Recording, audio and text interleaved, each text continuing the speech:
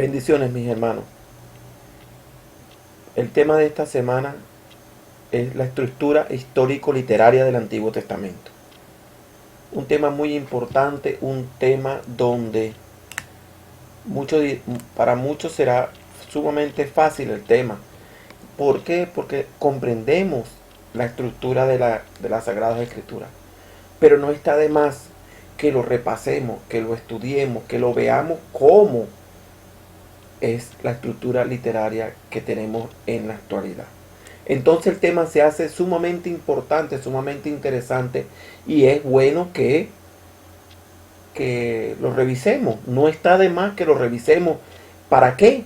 Para, repito, una vez más veamos cuál es nuestra estructura. Y digo esto que a lo mejor todos lo dominamos, pero se puede dar el caso de que no se domine el tema, y aquí hoy le va a quedar plasmado cómo es la estructura literaria de nuestro Antiguo Testamento.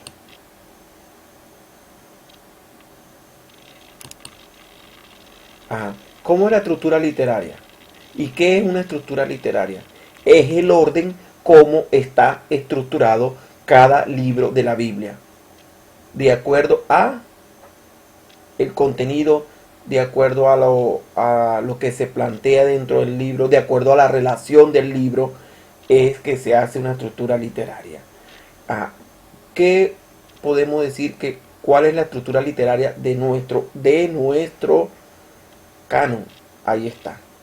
Tenemos un Pentateuco, tenemos unos libros históricos, tenemos los libros poéticos, tenemos profetas mayores y tenemos profetas menores.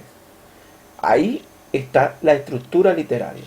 Cuando usted le manden, abra su libro, abra su Biblia en tal libro, usted automáticamente ya debería saber, debe saber a qué estructura pertenece ese libro. Insofacto, se debe saber. Ezequiel, un profeta mayor. Oseas, un profeta menor. Cantar de los Cantares, es un poético. Josué, es un libro histórico. Levítico, por supuesto, Pentateuco.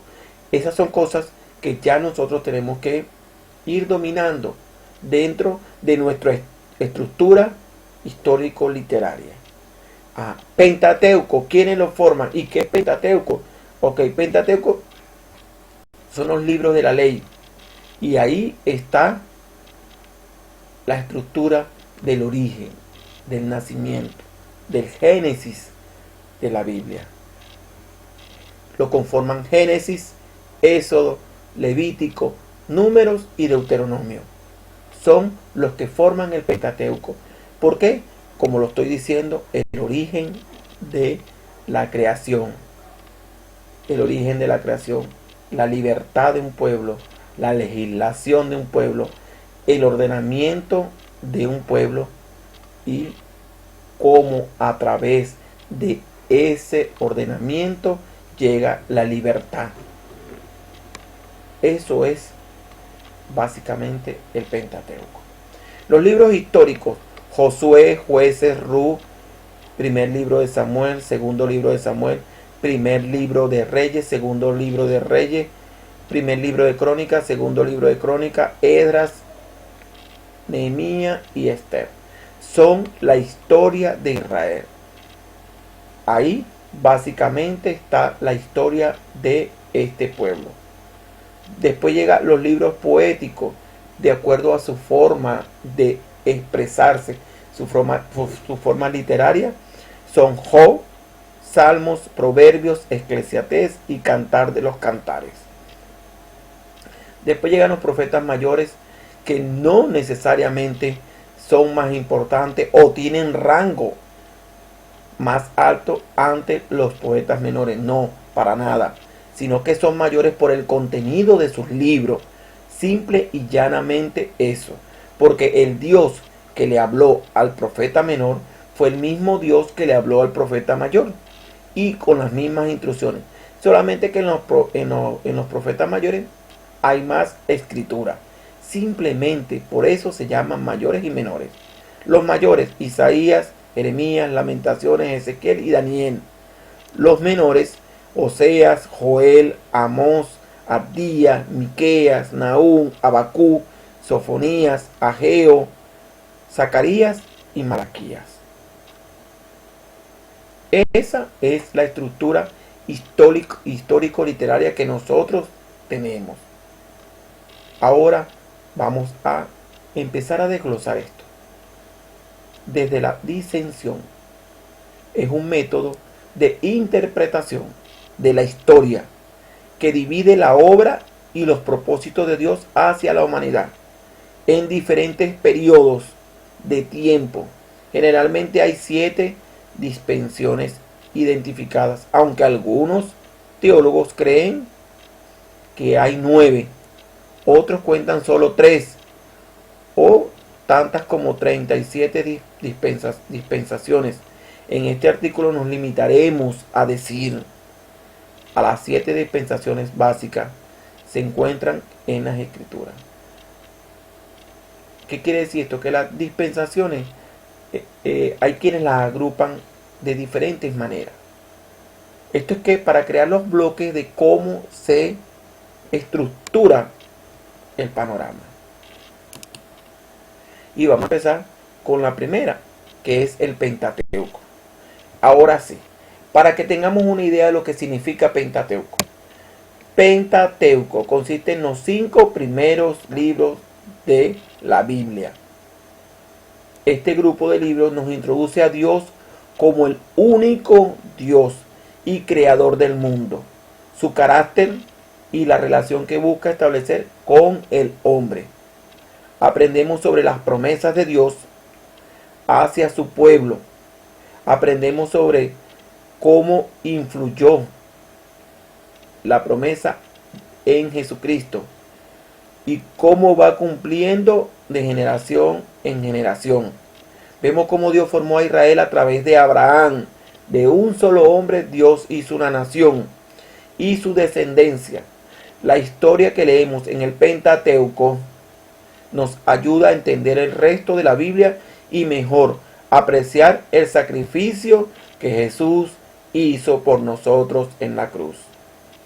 Entonces, cuando entendemos el Pentateuco, que es tan interesante, una cosa tan maravillosa, porque lleva una sincronización impresionante. Cuando usted arranca en Génesis y usted ve cómo Dios formó a este pueblo, usted dice, wow, qué interesante. Cuando ve la necesidad de ese pueblo bajar a Egipto, quedarse ahí más de 300 años, ser esclavizado, después Dios buscar la libertad de ellos, llevarlos, sacarlos de ahí, llevarlos al desierto para que crearan una identidad. Después de esa identidad, buscar que se deslastraran de toda esa idolatría que traían de Egipto. Después Dios los transforma a ellos para que le adoren a Él, para que le alaben a Él y aprendan a través de un tabernáculo, un lugar de adoración. Aprendieran qué era adorar. Después Dios le pide que legislen y Dios le da las leyes que ellos necesitaban saber para que aprendieran a legislar y a tener una estructura. Después Dios le dice que tienen que olvidarse por completo de Egipto y que una nueva generación nacería, que sería la generación de la libertad, organizándolos tribu por tribu, para cerrar con un recordatorio de todo lo que hizo en ese Pentateuco y cerrar hacia la tierra prometida. Entonces es algo tan bello el Pentateuco que no se puede desaprovechar. Comienza el principio de la creación, Dios, los cielos, la tierra. Es nuestra primera dispensación.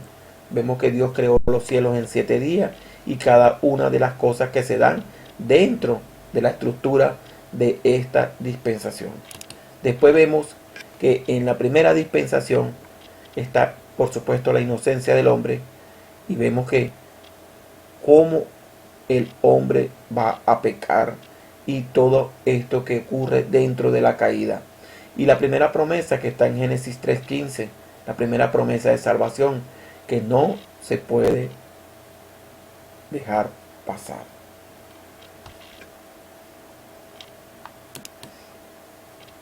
Después viene la segunda dispensación, que es antidiluviana, que es la conciencia.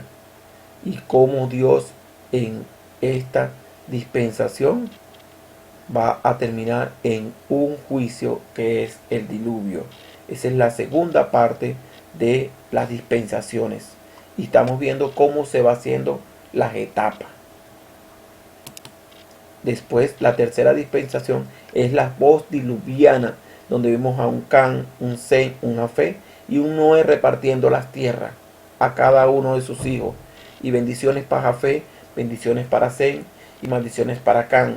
Y así cada uno de ellos fue poblando la tierra, y la civilización, mis hermanos, que tenemos hoy, nace aquí. Aquí nace la civilización que tenemos hoy.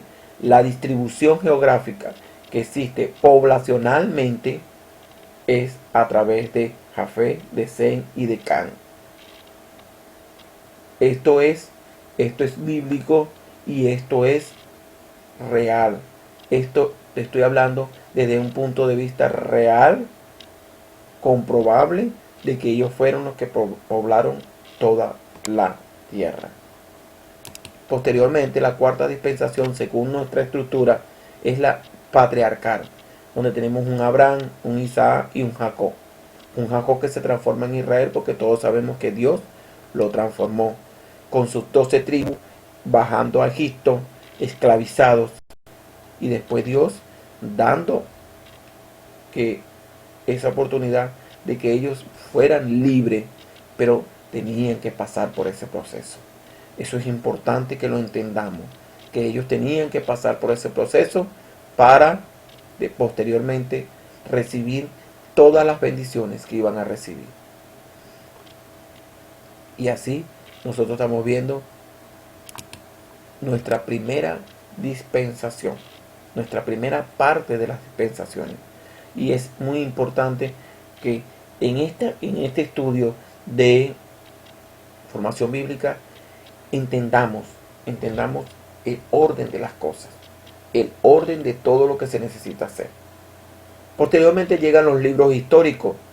Es un resumen sistemáticamente de los principales acontecimientos de Israel, desde el inicio de la conquista en Josué 1 hasta el exilio babilónico en Segunda de Reyes 25. El libro de los jueces está dedicado a las vicisitudes de las tribus de Israel durante un periodo confuso caracterizado por las invasiones y ocupaciones por parte de naciones extranjeras. En los libros de Samuel asistimos al comienzo de la monarquía, primero con Saúl, después con David. Los libros de los reyes son la continuación del reino unido y luego la separación de los reinos.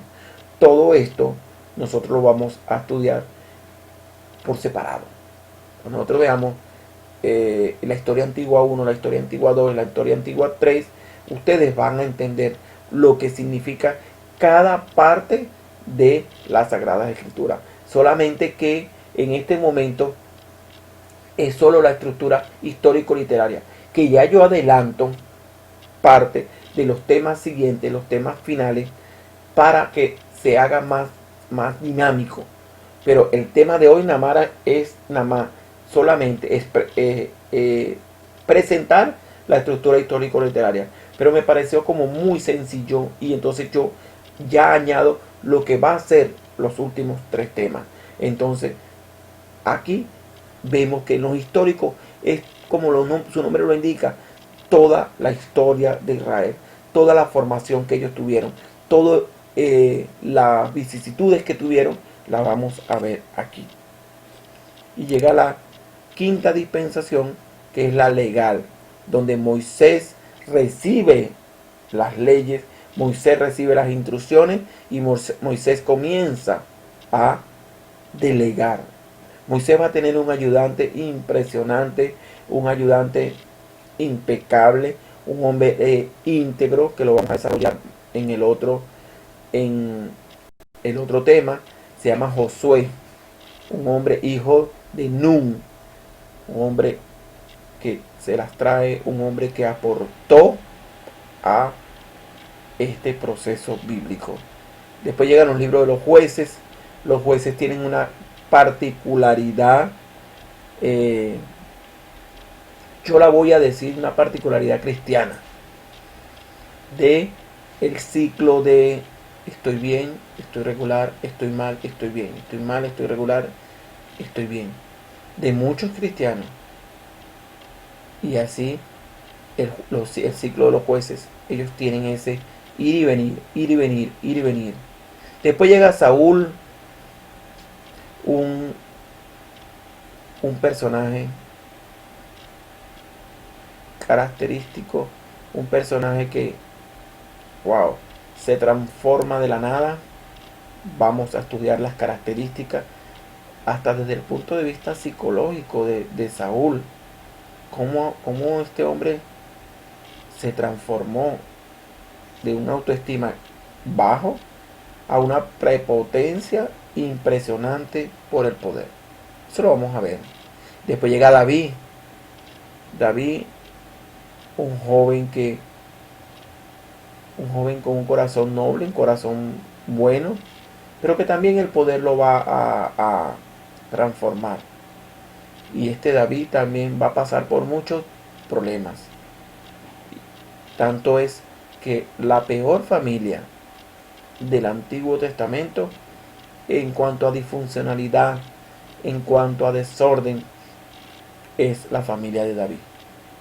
Y después Salomón, el hombre que pidió sabiduría, que dijo a Dios que no quería más nada sino sabiduría, lo vamos a ver envuelto en muchas cosas que pareciera mentira, aquel hombre que pidió sabiduría. Eso lo vamos a ver. Y que un hombre que en la ancianidad escribe un libro que es Eclesiastés, donde él se arrepiente de todo lo que hizo y que él mismo atribuye que no tenía sentido. Y es cuando dice vanidad, que todo fue simplemente por vanidad. Todo esto se va a desarrollar, solamente estoy dando una introducción a lo que son la estructura histórico-literaria. Después llega en la quinta dispensación, continuamos con la ley, cómo se reestructura la ley, y después también vamos a ver la rebelión, como Jeroboam y Roboam, después que muere Salomón, va a ocurrir que los reinos se van a dividir. Llega el reino del norte, llega el reino del sur, un tema que me apasiona, me gusta demasiado. ¿Por qué? Porque en la iglesia y en los predicadores no explican Israel y Judá en este momento de la historia. Entonces uno está leyendo la Biblia y Judá, el profeta habló Judá. Después uno está leyendo la Biblia y dice el profeta habló Israel. Bueno, ¿quién es Judá y quién es Israel? Y esto nunca se nos dice a nosotros, que este es el momento histórico donde el reino está dividido, donde el reino del norte va a ser dominado por Asiria y el reino del sur va a ser dominado, o Judá va a ser dominado por Babilonia. Esto no se nos explica, pero lo vamos a explicar. Después, posteriormente, tenemos los libros poéticos. La ausencia de rima está presente y la métrica en la poesía hebrea. La poesía semítica no consiste en versos rimados, sino en la correspondencia del pensamiento de sus miembros. O sea, el ritmo lógico, que se llama paralelismo, este es el rasgo más sobresaliente de la poesía bíblica. Son los 5 libros de la Biblia posteriores a los libros históricos. Ellos enfocan la importancia de una relación correcta con Dios como la base para una vida de significado, fineza y belleza. Los libros poéticos sirven como el eslabón que une el pasado en los libros históricos con el futuro en los libros proféticos. O sea que hace un enlace entre la historia y la profecía. Estos libros exploran la experiencia presente y enfatizan un estilo de vida piadoso, sumergiéndose profundamente en asuntos cruciales acerca del dolor, el carácter de Dios, la sabiduría, la vida y el amor. Muy, muy interesantes los libros históricos. Y los proféticos. Y es interesantísimo y muy importante que entendamos qué es un profeta. Porque se puede ver que hasta está de moda el profeta. Pero ¿qué es un profeta? Vamos a entenderlo, vamos a estudiarlo y vamos a ver qué es un profeta. Es una persona que tenía una estrecha relación con Dios y que se convertía en confidente de Dios. Estas citas bíblicas, hermanos, léanlas. Tienen un significado importantísimo para explicar esta parte que estamos estudiando. Jeremías 23, 18. Jeremías 23, 18. Y Amós 3, 7.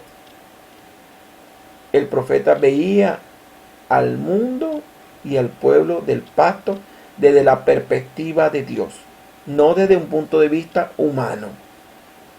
Por eso les repito, las citas son claves para entender qué es un profeta. Como estaba cerca de Dios, el profeta simplemente simpatizaba con Dios y con lo que Dios estaba sufriendo por causa de los pecados del pueblo. Como él entendía el propósito, la voluntad y los deseos de Dios mejor que ningún otro, él experimentaba las mismas reacciones que Dios experimentaba. En otras palabras, el profeta no solo oía la voz de Dios, sino que no sentía lo mismo que estaba pasando en el corazón de Dios.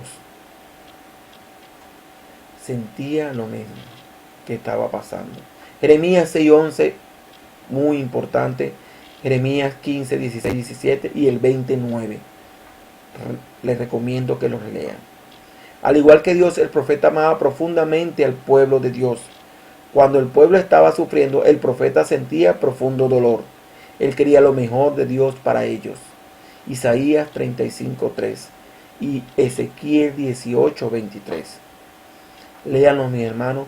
Por tiempo no se los puedo leer, pero son citas que demuestran que es un profeta. Y por eso sus mensajes no solo incluían advertencias, sino también palabras de esperanza y de consuelo. El profeta procuraba el supremo bien del pueblo, es decir, total confianza en Dios y fidelidad a Él. Por tanto, advertía contra el confiar en otras cosas tales como la sabiduría humana, las riquezas, el poder u otros dioses. Jeremías 8, 9, 10, Oseas 10, 13, 14, 12, 8 y Amós 6, 8. Los profetas exhortaban constantemente al pueblo a vivir conforme a las obligaciones del pacto de Dios, a fin de recibir las bendiciones redentoras de Dios. El profeta tenía una profunda sensibilidad ante el pecado y la maldad. Jeremías 2, 12, 13, 19, 25, 3, 7 y Amós 8, 4, 7. Era impaciente con la crueldad, el delito, la inmoralidad y la injusticia, lo que pudiera parecer a la gente común y corriente como una ligera desviación de la ley de Dios. El profeta la consideraba un desastre. Era poco tolerante con la complacencia, los pretextos y las excusas. Isaías 32, 8 32:11, perdón, Jeremías 6:20 y Jeremías 7:8 al 15. Él conocía mejor que nadie en el amor de Dios que tenía por la justicia y su iniquidad. Hebreos 1:9. El profeta desafiaba la santidad superficial del pueblo de Dios. Se dedicaba plenamente a Dios. No le gustaban las medias tintas. Aborrecía la entrega fría y exigía absoluta fidelidad a Dios. No aceptaba nada menos que la plenitud del reino de Dios y su justicia, manifestada entre el pueblo de Dios. Lo que quiere decir que el profeta caía mal. El profeta era odiado desde reyes, muchos sacerdotes, pueblo entero. El profeta caía mal por decir la verdad, por hablar en nombre de Dios y decirle sus pecados en la cara. El profeta, no piensen que el profeta era malo. El profeta caía mal al pueblo. Eso tenemos que entenderlo así y tenemos que verlo desde ese punto de vista. No piensen que el profeta era, ay, sí, el profeta era, no. Cuando el profeta era bien recibido, era porque un hombre o una mujer de Dios era quien lo recibía y sabía de parte de quién venía. Pero ellos podían pecar y ellos sabían que el profeta decía la verdad y el profeta tenía razón. La quinta dispensación es la legal. Continuamos con la quinta dispensación y vemos que vamos hacia el final de lo que ocurrió ya en los últimos tiempos, en los últimos profetas, lo que ocurrió ya para finalizar y meternos en los 400 años de silencio, los 400 años del periodo intertestamentario, los 400 años donde Dios no habló. Por eso es que los libros apócrifos están dentro de ese periodo, porque en ese periodo de los 400 años Dios no emite palabra. Aquí hay un apartado para el libro de Job, que es muy interesante. Job es muy antiguo por sus diálogos escritos en hebreo, del más antiguo y arcaico del Antiguo Testamento. No hay emisión a la ley, ni alusión a Abraham, ni a los pactos. En Job no se enuncia nada. Pudo haber sido escrito en la época de los patriarcas, escrito antes del tiempo de Moisés, dicen algunos eruditos, algunos estudiosos. Job sugiere que el ser humano ya conocía a Dios. Dios era el creador, lo manifiesta el mismo Job. Dios da libertad de elegir. Dice, Dios es amor. Sabía que él era capaz, sabía de que era capaz Dios. Job tiene una particularidad, que Job pareciera muy antiguo. Y los estudiosos dicen que el libro es muy antiguo, muy antiguo. Algunos aluden de que está antes de los escritos de Moisés. Ahora usted se pregunta, ¿y por qué está en los poéticos? Por la forma literaria de expresión que tiene Job. El libro de Job nos enseña que el sufrimiento puede ocurrir por razones que nosotros no entendemos, a menos que o hasta que Dios nos lo revele. Y el canon hebreo, a continuación aparece la división del canon del Antiguo Testamento judaico, que es los mismos libros que nosotros tenemos, pero en un bloque. Ellos llaman ley al Pentateuco, que es Torah. Ellos llaman Neivim a los profetas, que son anteriores y posteriores, que son los mismos mayores y menores. Llaman las escrituras Ketuvim a los libros proféticos, y llaman a los salmos, a los proverbios y a Job. Y los 5 rollos que llaman Cantar de los Cantares, Ruth, Lamentaciones, Esther, Eclesiastés, los libros históricos, Daniel, Esdras y Crónicas. Entonces ellos tienen estos 5 bloques que nosotros lo tenemos en 39 libros que nosotros llamamos Pentateuco. Entonces, ahí está la estructura histórico-literaria.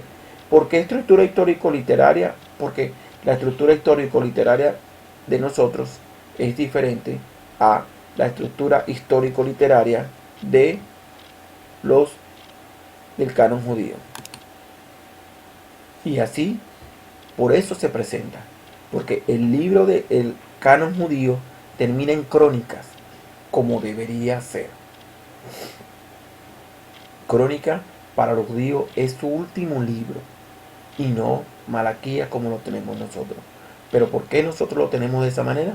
Porque tenemos, repito, una estructura histórico-literaria. ¿Qué va a pasar? Nosotros nos quedamos con su estructura histórico-literaria. ¿Por qué? ¿La ordenaron? Sí. ¿Se ve bien? Sí.